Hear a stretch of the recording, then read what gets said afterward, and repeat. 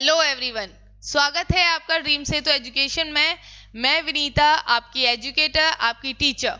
तो बच्चों, आज हम करने वाले हैं एनिमल्स के कुछ स्पेसिफिक फीचर्स, कुछ स्पेसिफिक फैक्ट्स।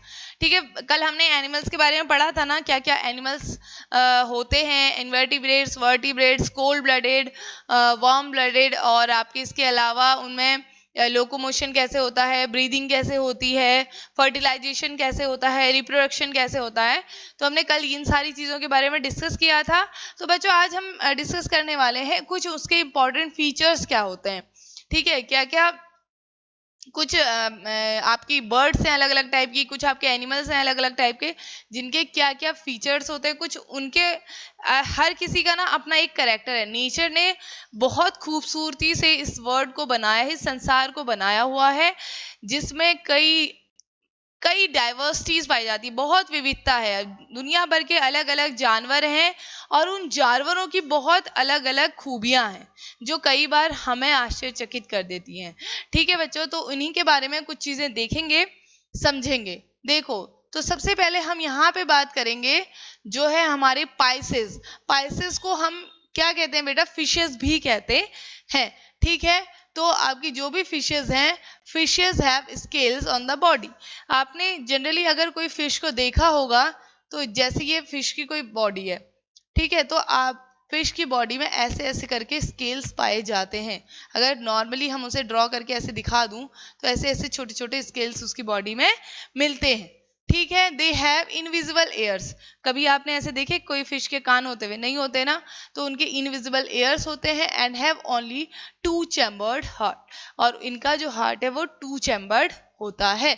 और ओविपेरस एनिमल है, यानी कि ये एग्स देती हैं, अंडे देती हैं, और मोस्टली सारी फिशेज आपकी ऐसी ही होती हैं। अब जो आपके एम्फीबियंस हैं, they don't have scales on their body. Amphibians का मतलब मैंने कल आपको बताया था, जो लैंड और वाटर दोनों में ही पाए जाते हैं। ऐसे जानवर जो लैंड और वाटर दोनों में पाए जाते हैं वो एम्फीबियन कहलाते हैं। तो एम्फीबियंस यानी कि उभयचर, उभयचरों में कभी भी उनकी बॉडी पे स्केल्स जैसी संरचना नहीं पाई जाती है। But they possess invisible air, लेकिन उनके जो एयर हैं, जैसे हमारे एयर्स हैं बच्चों, तो हमारे एयर क्या है? इनको कहते हैं हम एयर पिन्ना। ठीक है, जो क्योंकि ये बाहर को निकले हुए हैं ना, तो इन्हें हम कहते हैं ईयर पिन्ना। तो ये बाहर को निकले हुए कान उनके नहीं होते हैं, इनविजिबल होते हैं, दिखाई नहीं देते हैं। एम्फीबियन का जो हार्ट है, ये याद रख लो बेटा, थोड़ा हार्ट वाला ये वाला सीन याद रखना। फिशेज में 2 चैम्बर्ड था, ठीक है, और इसमें आपके एम्फीबियंस में 3 चैम्बर्ड होता है। और ये आपकी सांस लेते हैं गिल्स के थ्रू, लंग्स के थ्रू, और स्किन के, जो उनकी स्किन है उसके through. And amphibians like fishes also reproduce by external fertilisation. बहुत सारी फिशेज भी ऐसी होती हैं जो आपकी एक्सटर्नल फर्टिलाइजेशन से रिप्रोड्यूस करती हैं। और बहुत सारे ओविपेरस होते हैं, फ्रॉग है, टेडपोल, क्रोकोडाइल। हाँ, क्रोकोडाइल के पास 4 चैम्बर्ड होता है हार्ट, ये याद रखना। ठीक, 4 चैम्बर्ड होता है इसका हार्ट, क्रोकोडाइल का। अब मैं जैसे आपको यहाँ पे बता रही थी बच्चों, कल मैंने आपको फ्रॉग के बारे में बताया था। जो आपका फ्रॉग होता है वो कैसे सांस लेता है? जब वो टेडपॉल होता है छोटा सा, तो तब वो एग ले करता है वो पानी के अंदर, और फिर उसके छोटे छोटे टेडपॉल बन जाते हैं। वो टेडपॉल जब पानी में रहता है तो वो गिल्स के थ्रू सांस लेता है। ठीक है, जो ऑक्सीजन घुली होती है ना पानी के अंदर, उस ऑक्सीजन को गिल्स के थ्रू वो सांस लेता है। और जब वो बड़ा बन जाता है, एक मेढक के रूप में, फ्रॉग के रूप में बन जाता है, तो वो जमीन पे जब रहता है तो अपने लंग्स के थ्रू सांस लेता है, और जब वो पानी में जाता है तो अपनी जो उसकी मॉइस्ट स्किन है उससे वो सांस लेता है। इस चीज को याद रखना बच्चों, ये क्वेश्चन आ जाता है बहुत बार। अगला बात करें जो रेप्टाइल्स हैं। अब रेप्टाइल्स सरीसृप की बात करते हैं, उनकी बॉडी में स्केल्स होते हैं। They also possess invisible ear, उनके भी आपके सरीसृप जैसे सांप को देखा कभी कान होते हुए? ऐसे कान वाला सांप नहीं देखा होगा ना, तो इनविजिबल एयर होते हैं उनके। Like bird and fishes, bird और फिशेस के भी आपके इनविजिबल एयर होते हैं। Reptiles breathe by lungs and it 3 chambered heart. ठीक है, और रेप्टाइल्स में भी आपका 3 चैम्बर्ड हार्ट होता है। Also reproduce by oviparous. ये सारे के सारे कैसे रिप्रोड्यूस करते हैं? ओविपेरस मोड से। ओविपेरस का मतलब कल मैंने आपको बताया था, अंड प्रजक, अंडे देने वाले। ठीक है, अंडायुज होते हैं। जैसे स्नेक्स हैं आपके, लिजर्ड्स हैं, टॉर्टोइज हैं, ये सारे के सारे आपके क्या हैं, रेप्टाइल्स के अंदर ही आते हैं। अगले पॉइंट की तरफ बढ़ते हैं। Reptiles such as snakes, snake जो होते हैं आपके, ये snake hear from the vibrations coming out, hear from the vibration coming out of a surface और लैंड।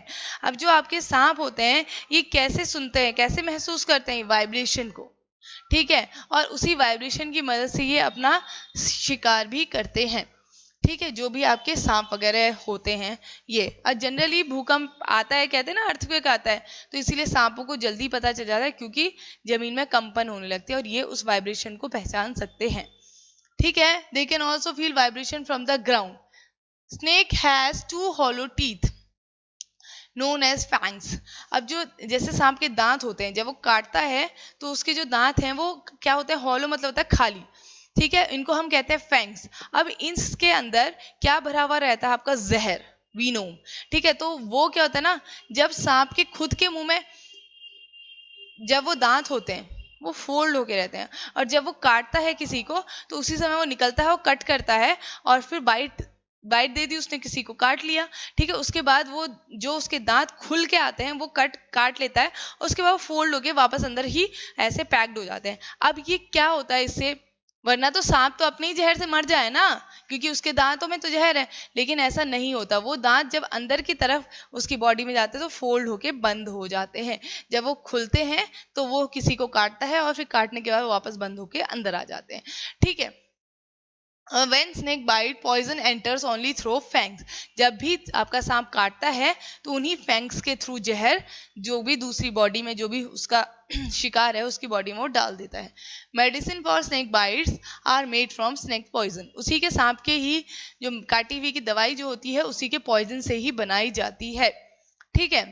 अब यहाँ पे जो आपके सांप है ना बच्चों, हर सांप आपका क्या नहीं होता, पॉइजनस नहीं होता, जरूरी नहीं है, और बहुत ही रेयर पाया जाता है। और जो आपका कोबरा है ना बच्चों, वो तो अब रेड डाटा बुक में भी आ गया है, इंडेंजर स्पीशीज में भी उसको शामिल कर दिया गया है, ठीक है। काफी कम हो गए हैं कोबराज, ठीक है। और हर स्नेक पॉइजनस नहीं होता, नॉन पॉइजनस भी होते हैं। There are many kinds of snakes in our country, over 4 of them are poisonous. जिनमें से सिर्फ 4 ही आपके पॉइजनस हैं, जो है कोबरा, कैरेट, रसेल वाइपर जिसको डुबोइया भी कहा जाता है, एंड सॉ स्केल वाइपर यानी कि अफाई इसका नाम है, ठीक है। तो ये आपके कुछ ऐसे अलग अलग क्या हैं, सांप हैं जो पॉइजनस हैं।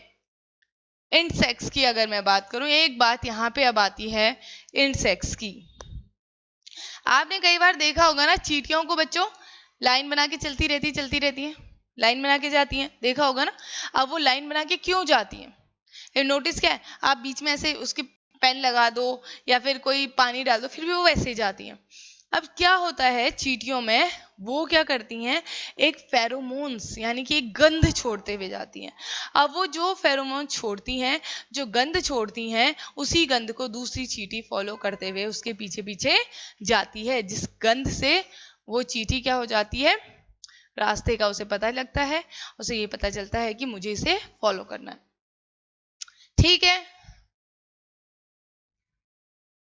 इसके बाद हम यहाँ पर बात करेंगे, हाँ ठीक है। अब जो ऐसे आंट है, ये चींटियों की तो बात कर ली, ऐसे आपकी हनी बी भी होती हैं, वो भी फेरोमोन्स छोड़ के चलती हैं, ठीक है, ताकि वही ग्रुप में जाती हैं, ग्रुप में ही वापस आ जाती है ना, क्योंकि वो भी एक ऐसा ही केमिकल है जिसे नाम कहते हैं हम फेरोमोन्स, वो भी छोड़ के चलती हैं। अब इसके अलावा मैं बात करूं, जो आपका सिल्क वॉर्म है, स्पाइडर जो है वो अकेले रहा करती है। देखो यहीं से मैं एक बहुत इंटरेस्टिंग बात बता देती हूँ स्पाइडर की। स्पाइडर में जो डाइजेशन की प्रोसेस होती है ना बच्चों, वो बाहर होती है शरीर के, है ना आश्चर्यचकित करने वाली बात। अब शरीर के बाहर कैसे हो रहा है डाइजेशन, जनरली तो हमारे पेट के अंदर होता है डाइजेशन। अब जैसे मकड़ी का जाला होता है, ठीक है, उस मकड़ी के जाले में, स्पाइडर के जाले में कोई मक्खी या फिर कोई भी कीड़ा इंसेक्ट फंस गया, तो वो क्या करता है, पहले तो अपना वहां पे उससे निकलने की जगह वो काफी थक जाता है, ठीक है, थक जाता है और उलझता जाता है। फिर जब मकड़ी फिर देखती है भैया फंस गया, अब वो आई वहां से, तो वो क्या करती है, अपने जो उसके डाइजेस्टिव जूसेस होते हैं वो उस इंसेक्ट की बॉडी में डाल देती है, जिससे कि वो इंसेक्ट क्या हो जाता है आपका, धीरे धीरे धीरे आज देखोगे एक छोटी सी मक्खी फंसी अगर स्पाइडर के उसमें जाले में, तो अगले दिन देखोगे ना वो पतली सी सुकुड़ी सी हो जाती है, फिर उसके अगले दिन देखोगे वो बिल्कुल ही ऐसी हो जाती है। फिर मकड़ी आती है, स्पाइडर आती है और उसे स्वेलो कर लेती है, खा लेती है। ठीक है, तो डाइजेशन का तो सारा काम बाहर ही हो गया, उसका पेट ने कुछ काम करना नहीं था। ठीक है, डाइजेस्टिव होकर उसने ले लिया, उसे खा लिया। ठीक, अब इसके बाद आती है बात आपकी बर्ड्स की। अब बर्ड्स क्या होती हैं भैया? बर्ड्स का जो शरीर होता है, बर्ड्स के शरीर में आपके फेदर्स होते हैं, यानी कि पंख होते हैं। ठीक है, 4 चैम्बर्ड हार्ट होता है बर्ड्स का, and breathe through lungs like reptiles. और ये जैसे ही कैसे ब्रीदिंग करते हैं, लंग्स से। फिशेज, एम्फीबियन, ये सारे के सारे एक जैसे ही करते हैं। ठीक है, it also possess invisible ear. इसके क्या होते हैं, जो हेयर दिखाई नहीं देते, ऐसे इनविजिबल हेयर प्रेजेंट होते हैं। And reproduce by oviparous method. और ये कैसे रिप्रोड्यूस करते हैं? ओविपेरस मेथड से, मतलब ये अंडे देते हैं। जैसे ईगल हो गया, पीजन हो गया, पैरट हो गया, स्पैरो हो गया। ठीक है, ये सारी चीजें इसके अंदर आ जाती हैं। ठीक, अब इसका अगला क्या आ जाता है बच्चों? बर्ड का बॉडी शेप। अब ये बर्ड की बॉडी शेप कैसी होती है? कुछ इस टाइप की होती है। ठीक है, एक तो हॉलो होती है, पूरा खाली, हड्डियां उसकी खोखली रहती हैं, क्योंकि इसी से अगर हड्डियां भरी हुई रहेंगी तो उससे क्या हो जाएगा, उनके शरीर का भार हो जाएगा, तो उड़ने में उनको मदद नहीं मिलेगी। उनकी हड्डियां काफी ज्यादा खोखली होती हैं। ठीक है, बोट शेप्ड उनकी बॉडी होती है, होलो बोन्स होती हैं, विंग्स एंड फेदर्स होते हैं जिससे कि वो उड़ सकती हैं, और अलग अलग ब्रांचेस पे बैठती हैं। उनके क्लॉज ऐसे पंजे गड़ा के बैठ जाती हैं। ठीक है, और जिससे वो ग्रैस्प करने के मदद आते हैं। और birds have fixed eye position, so in order to see in. अब हमारी आंखें तो ऐसे सामने है ना, बर्ड्स की आंखें होती है यहाँ, ताकि वो इधर भी देख सकती हैं और इधर भी देख सकती हैं। उन्हें पूरा इधर घूमने की या पूरा इधर घूमने की जरूरत नहीं है हमारी तरह।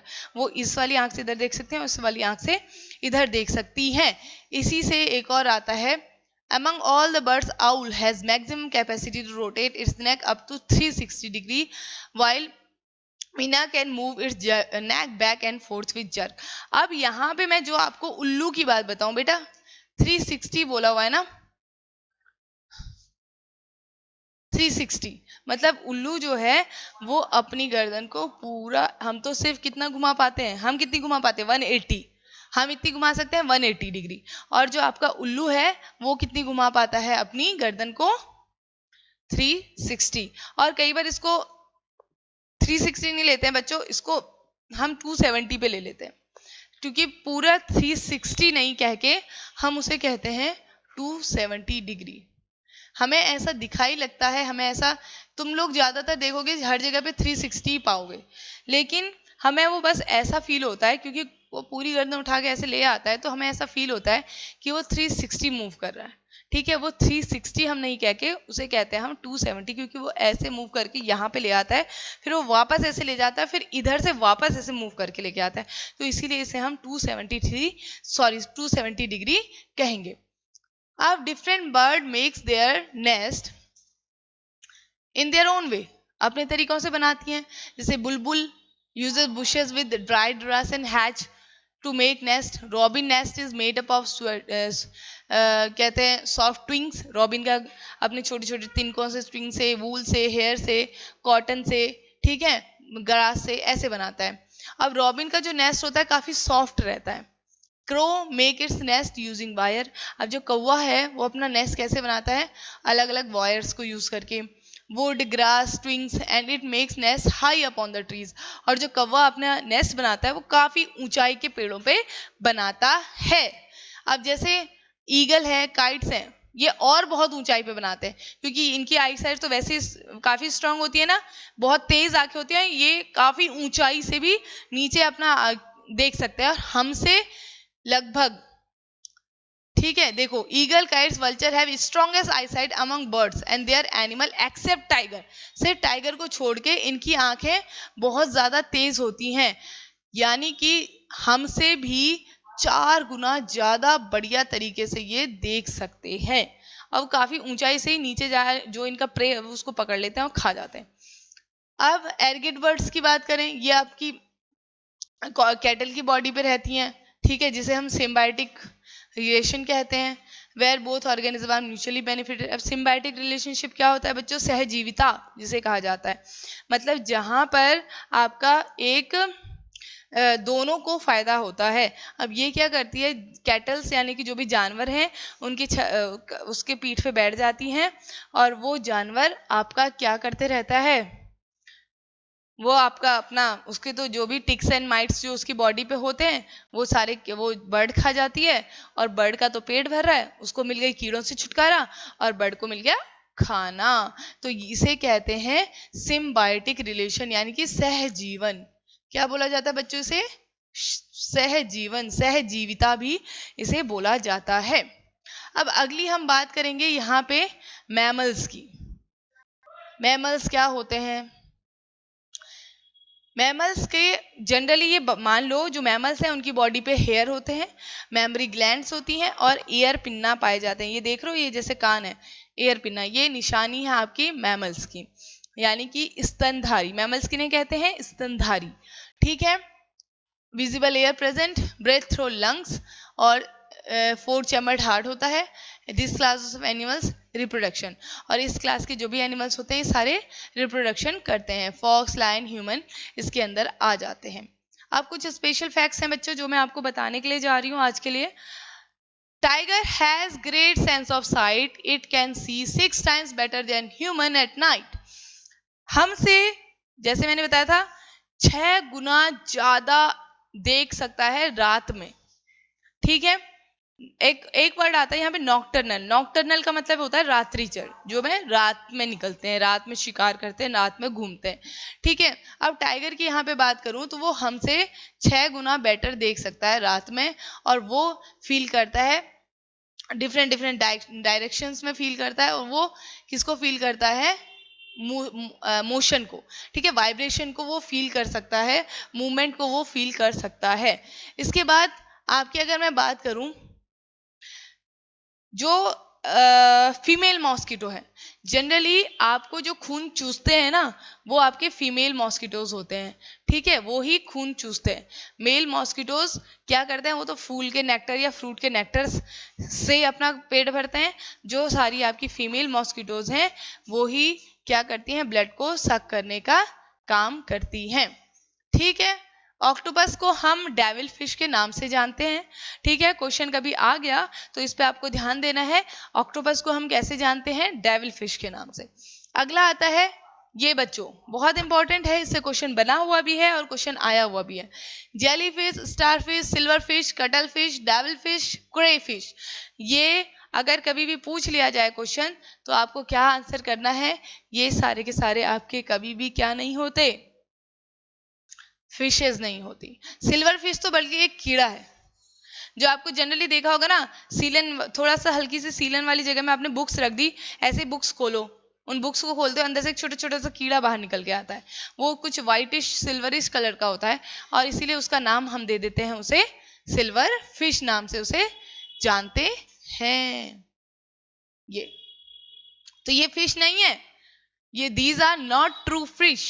ये फिश नहीं। अगर सी हॉर्स आ गया ना वहां पे, सी हॉर्स यानी कि समुद्री घोड़ा, दरियाई घोड़ा अलग होता है, उसको उससे मत वो करना। इसको अभी हम ट्रू फिश में लेते हैं। ये एक बोनी फिश में आता है, लेकिन आपकी ये jellyfish, starfish, silverfish, cuttlefish, devilfish, crayfish, ये सारी की सारी आपकी मछलियां नहीं है। रिवर गंगा डॉल्फिन जो गंगा नदी में पाई जाती है, वो हमारी इंडिया की नेशनल एक्वेटिक एनिमल है। Direction to catch even the slightest of sound, ये डायरेक्शन में जा सकती है और आपस में बल्कि बात भी कर दिए, इको प्रोड्यूस करती हैं और फिर उससे दूसरी डॉल्फिन को सुनाई देता है और इससे ये आपस में बात कर लेती हैं। Tigers are able to make out difference between minor sounds, और जो आपका टाइगर है वो छोटे छोटे साउंड्स में भी अलग अलग क्या कर सकता है, डिफरेंस को पता लगा सकता है। Its whiskers are very sensitive and it can feel the movement और वाइब्रेशन यूजिंग इट, और ये जो भी मूवमेंट हो रही है, जो भी वाइब्रेशन हो रही है, उसको काफी आसानी से ये सुन लेता है। कुत्ते को भी देखते हो तुम, जब थोड़ी सी भी आवाज होती है कैसे कान खड़े हो जाते हैं, ऐसे ऐसे ऐसे घुमाने लग जाता है ना, तो वही चीज है। इसके बाद tiger make different sound to different purposes. जो आपका टाइगर है वो अलग अलग साउंड निकालता है अलग अलग पर्पस से। It can roar a snarl, ये रोर भी करता है, स्नेर भी करता है। It roar can be heard up to 3 kilometre away. 3 kilometre दूर से ही आप इसकी दहाड़ को सुन सकते हैं। और each tiger has its own area, they mark their area bye urine. अब तुमने भी कुत्तों को भी देखा होगा ऐसा सेम करते हुए।